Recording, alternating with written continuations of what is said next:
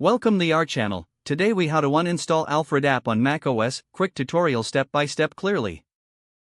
To uninstall the Alfred app on macOS, start by closing the application if it's currently open. Locate the Alfred app icon in your Applications folder. You can access the Applications folder by opening Finder and selecting Applications from the sidebar. Once you find the Alfred app, click and hold its icon. Drag the icon to the trash bin, which is located at the end of the dock. Alternatively, you can right-click on the Alfred app icon and select Move to Trash from the context menu. After moving the app to the trash, you may also want to remove its configuration files. Open a new Finder window. Navigate to the Library folder by holding down the Option key while clicking on the Go menu at the top of your screen. Select Library from the drop-down menu. In the Library folder, search for any Alfred-related files or folders. Look in the following directories: Application Support, Caches, and Preferences. Delete any Alfred files you find in those directories. Once you have removed all associated files, empty the trash to complete the uninstallation. To do this, right-click on the trash bin and select Empty Trash.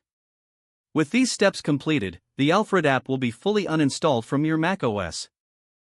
If the page does not load, refresh the browser or try again in a private or incognito window. Make sure you are using the correct email address, then retype it carefully to avoid small typos. If your password is not accepted, use the reset option and create a new strong password you can remember.